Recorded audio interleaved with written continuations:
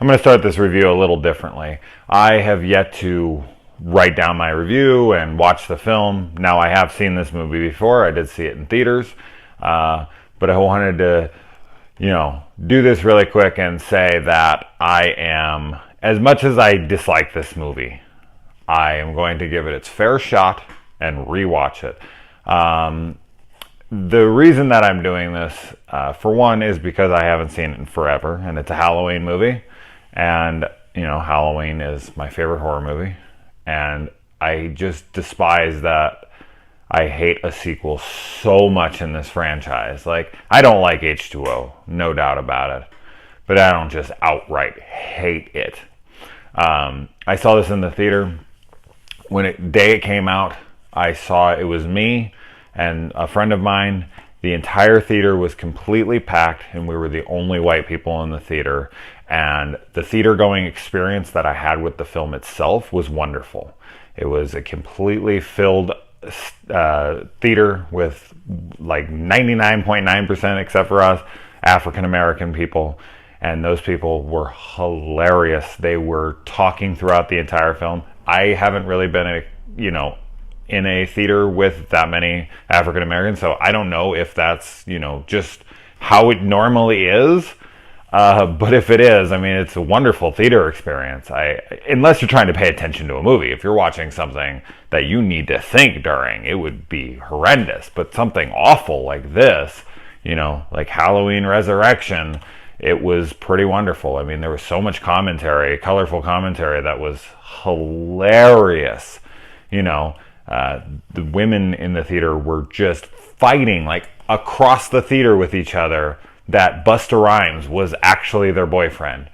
It was a really wonderful experience. Too bad the movie was awful. I think I've only seen the movie maybe once. I do not believe I've seen it in its full entirety since that day. I might have, but I honestly don't remember. So I made a reaction video to Jamie Lee Curtis returning to the Halloween franchise, and it kind of sounded like I wasn't excited for it. It's like, no, don't get me wrong. I will be seeing that movie. I will be the first person there, guaranteed, especially since I just found out a minute ago that John Carpenter is coming back to score the movie. That put me on board 100%, more than Jamie Lee Curtis coming back, because what makes Halloween great more than anything to me is its score. Halloween has the best score in horror history for me personally. I just adore it. It complements the film so well. And if you were to take it out of the movie and you were to just play it without a soundtrack at all, it would be an okay movie. But with the elevation that the score brings, it's amazing and a perfect horror film. So yeah, I made that reaction trailer, and I said that there's no way that anyone could possibly like Halloween Resurrection. I've never met a single person. And someone in my comments, a YouTuber by the name of 420 Reactions, said that they loved the movie. And I'm not surprised. There's always a fan out there for everything. But when they said that, I was just like, you know what? I think it's time to just go back after this news and check it out. I have no desire to rewatch H2O. I've seen it enough. I know what I do and do not what I dislike and what I like about the movie. I like very little about it. I don't like movies that completely ignore continuity and completely ignore their predecessors. There was no necessity for it. They could have written a little bit of anything, and I'd honestly think it would have added to the film. I know they wanted to ignore 4 through 6 because 5 and 6 weren't super well received, and so they were trying to wash their hands of it. But I just think they could have handled it so much better. I feel like they could have written a little bit of dialogue where Laurie explains that she left her kid behind. She feels terrible about it. That's why she now drinks, and she ended up getting knocked up with a new kid right after she left, and she feels this regret for abandoning one kid while taking on another, and now she found out that her kid was dead. I just think that it wouldn't have been that hard to address the other films. Literally, it would have just taken a line of dialogue and they would have been connected. You don't even have to acknowledge them in any other way. But so anyway, So the fact that they're just completely ignoring everything now and they're only going off 1 and 2 again is just like, ugh, here we go again. But as long as it's a great movie, that's all that really matters. If they put out a kick-ass Halloween movie, I'm not going to worry about it. So I will go into this movie completely open-minded. I know it's not a good movie. I do not expect to like it. I know that. I know that's not really living up and that to what I just said, and that is preconceived notions. But come on, this isn't a good movie. I'm more curious on, whether or not something like the Busta Rhymes decision was written that way and then they cast him to specific. I cannot imagine. I think that they cast him and certain people to come in and just do whatever they wanted. The trick-or-treat motherfucker or Happy Halloween. I can't even remember what the stupid line is before he starts kung fu fighting. I'm going to watch it here soon. But there's no way that was written. Like, that had to be a decision by Busta Rhymes. And they were just like, well, fuck it. So I'm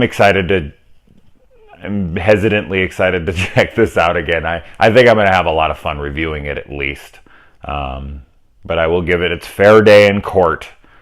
Time to go back to the resurrection. So I'm going to do a time warp now. Here's a magic trick. Whoa.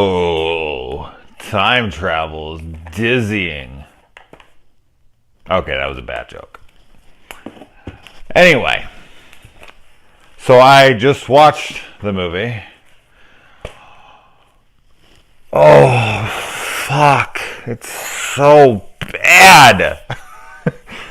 I knew it was going to be bad for sure. But hey, I said I was going to give it its fair shot, and I gave us, this is the most negative shit I've ever written down. I have actually twice as much negative as I've ever written on any review. So that's an achievement. Anyway, I'm guessing you know what this movie is. If you don't, they put on a reality television show inside the Myers house, have 6 kids try to stay overnight. Busta Rhymes and the other chick, what's her name? Fucking Tyra Banks. They're the heads of these things, of this show, and they put these kids in there to film it. And, obviously people start to die. I mean, it's as simple as that. Now, getting into the positives, I mean, we might as well do some of those. And there are some. I like the Halloween theme song. No, I know. That one's obvious. No, I have more. I like the way that Jamie Lee Curtis looked. I like that she grew her hair back long and kind of looked more like Laurie Strode. I like that Jamie Lee Curtis, or Laurie Strode, dies in this movie. It was nice to finally see Michael kind of, achieve his goal after all these years. So that was cool. I love that Katie Sackhoff is in this. Big Battlestar Galactica fan, and just love Katie. So it's cool to see her in this, even though she, is not very well used, nor is anybody in this film. I like that there's, a good amount of African American actors in this. Obviously, you don't get a ton in a lot of movies, especially in horror. There's always usually one token one, and they die instantly, and one actually lives, and all 3 of them make it on the cover. So I thought that the cover of the movie, I thought that was cool. The best thing I can possibly say about this movie by far is that it will actually be part of my negatives actually too, but that they rebuilt the Myers house. I mean, I hate the Myers house in part 5. I despise that it's like this Victorian mansion looking fucking thing. It's like, really? You couldn't have found a house that looks semi-similar? Like, I get that Dominic, whatever, Othen Thuyard or whatever, was going for this gothic tone. And there's some parts of that movie that I enjoy, but that's a different review. But I just loved that they did it. Now, the thing that I was so annoyed about is that they built this fucking house on a soundstage, the whole front exterior and, you know, everything, and you barely see the outside of the house. It's like, really? You, like, why wouldn't you utilize that? Why wouldn't you use that? If you built the whole fucking thing, why not have some scenes that take place outside and show you it from a distance, you know?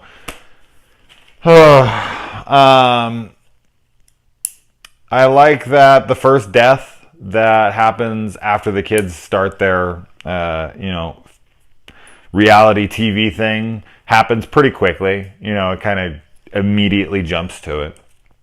I like that the house is staged, that they threw in stuff like they would. I mean, obviously reality TV would be boring unless they scripted it and staged it and whatnot. So I like that. I remember being in the theater being super annoyed, like, oh my God, they're not trying to say Michael was abused now because he has this, like, you know, high chair that has a lock on it, and then there's like a basement where the thing, and I was like, come on. And then it was like, no, they're just staging this. I was like, oh, thank God they're not trying to say that. Not that I would take this movie as canon anyway, but you know what I mean. Even though Busta Rhymes is possibly the worst thing, if not, yeah, the worst thing in this movie. I mean, by far, the fact that Busta Rhymes is in this movie. Ooh, man, what a bad decision.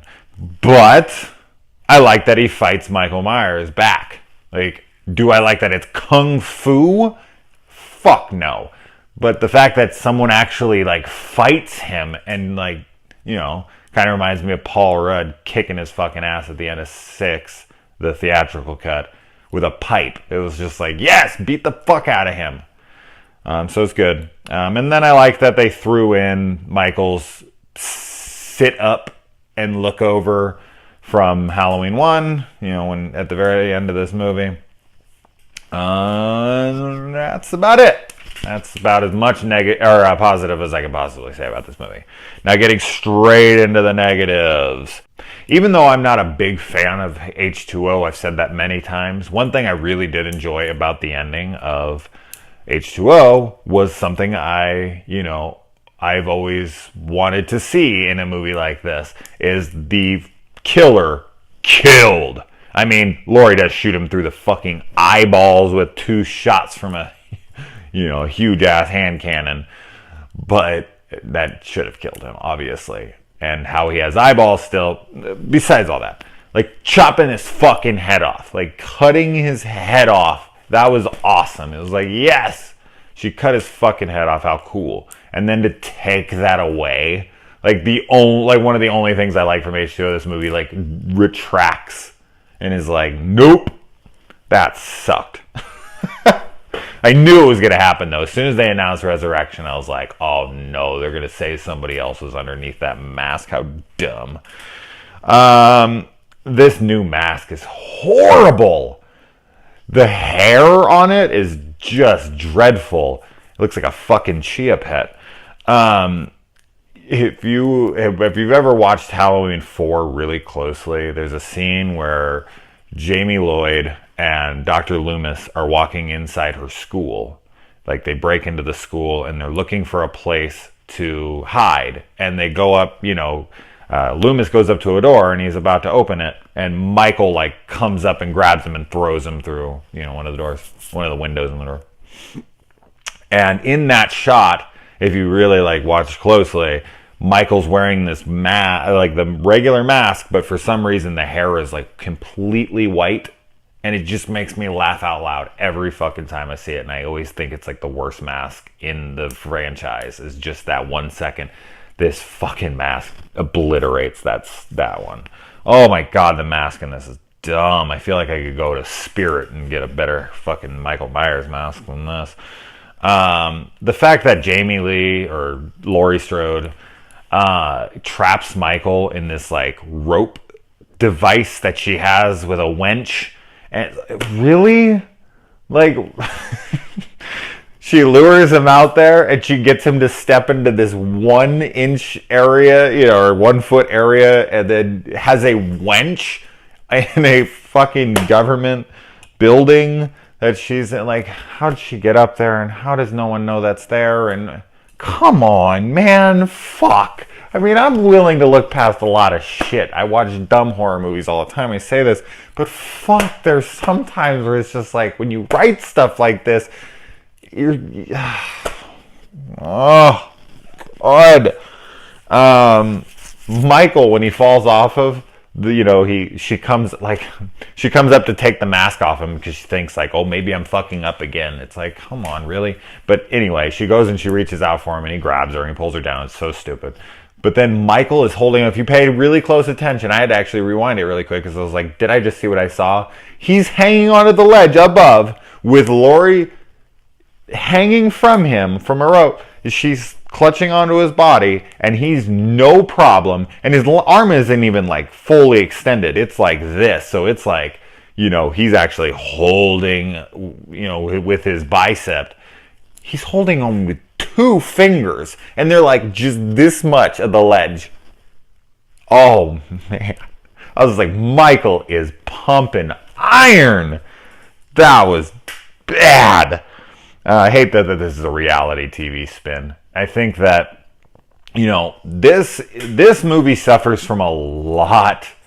Like this suffers from something that a lot of horror films suffered from in the late 90s. That like technological spin on horror movies.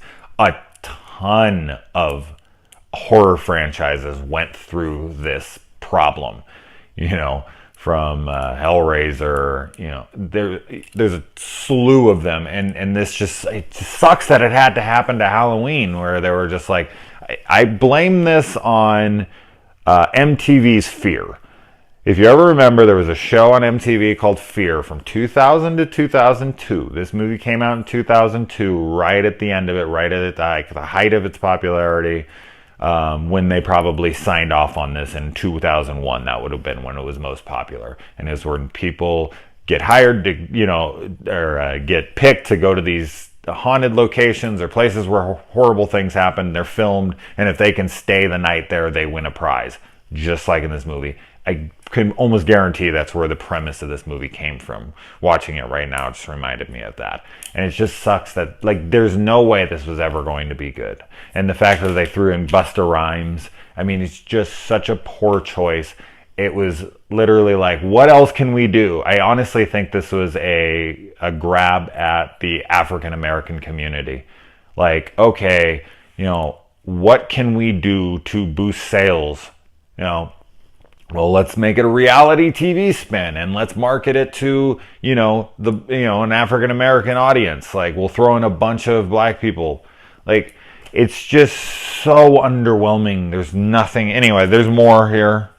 Plenty more written down here. The first person who dies, not only do the producers, Busta Rhymes and Tyra, see that his camera goes dark, but no one knows where this guy is, and they see it go dark, and he's like, oh, I better go check on this, and she's like, nah, let's just celebrate. And it's like, you have a live show going and you're just going to ignore that one of your cameras just went dead, and really, somebody just went missing and you're liable for that, and you just lost a camera on your live feed that people want to see and are paying for. Really, come on. The fact that Busta Rhymes dresses up like Michael Myers and just so happens to have the exact same mask as Michael, they shop at the same store, it's exactly the same one. There's so many different, in every Halloween he wears a different mask basically, and for I guess that's just the one they sell at the local drugstore. There's a scene, and then again, same thing, where Busta Rhymes is coming through the house in the Michael Myers costume, and Michael Myers is behind him, and he turns around, and he's trying to sneak through the house, and he turns around and sees Michael, and he thinks, that this is the other guy that he had helping him that had disappeared earlier, and so he starts yelling out loud at him to go back, that Tyra's character is waiting for him and that he needs to get the fuck out of there. And he sits there and he yells at him for a good 30, 40 seconds straight, with the intention then to go sneak through the house further and scare the kids. And it's like, you don't think these guys are going to hear you when they're literally just upstairs? Like, really? And that they don't hear him, and that Michael listens to him. He doesn't just kill him outright. Like, he then just leaves and goes and kills his girlfriend, clearly, and or if she's his girlfriend, I don't know. That's never really clear. And if it is, he does not give a shit that she's dead at all. He never says one word about it. I tried to disconnect myself from this being a Halloween film. I've done that in the past with a couple films where I was just like, you know what? If I don't focus on the fact that this is happening or that this is part of this franchise, maybe I can enjoy it. And sometimes that works. It did not work here. I was like, fuck it. I will just try to pretend that this is not a Halloween movie, that this has nothing to do with the John Carpenter classic, that this has nothing to do with any of those films. And I can just look at this as some stupid horror movie like I watch. I watch tons of this shit, and I was like, maybe if I do that, I will have a better time with this. And that did not work at all. None of the kills are memorable. They're all generic as fuck. There's no gore to have fun. There's like boobs for like half a second, kind of, and then another pair that are teased and never shown. There is just horrendous dialogue that is so uninteresting and never is funny, clever, dramatic, nothing. Like the dialogue literally does nothing except for to eat up time until the next scene. I can't... the whole idea of like the not only just the reality TV show, but like the kids that are watching, you know, the main kid that has the crush on the main girl and he's watching at his house or at the party he's at where they're dressed up like Pulp Fiction. Just all the kids in the room and the way that it's done, and that like they don't believe it, then they sort of do, then they fully do, and then the whole party's crowded around, and she has like this horrible cell phone with bad text, and it like comes across the screen like written out one letter at a time to emphasize, you know, horror. I don't know what it's trying to do. I'm just guessing. I mean, I cannot say enough bad about Busta Rhymes. I mean, this is such a poor choice. And the fact that he is doing kung fu in this movie, I mean, it's just the final stamp, the adding insult to injury. I'm sure that he was having a great time and good for him. I'm sure this was a blast, and who knows, maybe some people out there enjoyed that shit, but it's so bad. This movie has no tension at all. The pace is just uneven. Anytime a movie has like a person coming at somebody and they're like stabbing them or doing something and they're like, this one's for my mom, and this one's for my dad, and this one's for my uncle, and this one's for my fucking gay lover. It's always dumb. And The Lord of the Rings are my favorite movies of all time. And when Sam comes and does that whole, you know, and this one's for it's I don't even like that. And I love every single scene in that movie. But when he's like, and this one's for my old gaffer, it's dumb. I just don't like that. And that happens in this movie, and it's just like, ugh. It couldn't happen in a worse movie, so it was just in the moment. I was like, I hate this when it happens in an amazing movie. Fuck, I hate it right now. Jesus. I don't know. I can't read anymore about it. I think I actually still have some things written down. But this is so bad. This is so bad. As everyone knows, I don't know what I was expecting. This is worse than I remembered. I actually remembered the opening with Jamie Lee Curtis being better. I remember it being like, oh, you know, if they would have stopped, I think I said that earlier when I time traveled, that, you know, or before I time traveled, that Jamie, you know, that this opening, they could have just cut it off there and I would have been like, yeah, that was pretty cool. It's not. It's dumb. Just the way it's done. Like, she just so happens to be hiding in the closet, and he comes in, he stabs, and she knocks out, and she runs upstairs. Like, she knew she was going to be able to get out of the room when he came. She knew she was going to get up there, and that no one was going to dismantle that thing before she... It's so illogical and so dumb, and Anyway, I'm not going to ramble anymore about this. I watched it. I gave it a fair chance. I will never, ever watch it again. I mean, unless my kids grow up and are like, hey, let's watch all the Halloweens. And then I'll just, I don't know. Maybe I'll sit through it for that. But outside of that, Jesus Christ. If you're ever thinking about revisiting this movie because you think maybe it's good, it's not. It's, maybe there'll be fun. Maybe it'll be a fun movie to make fun of. I mean, unless you have the Mystery Science Theater 3000 guys sitting there with you, don't.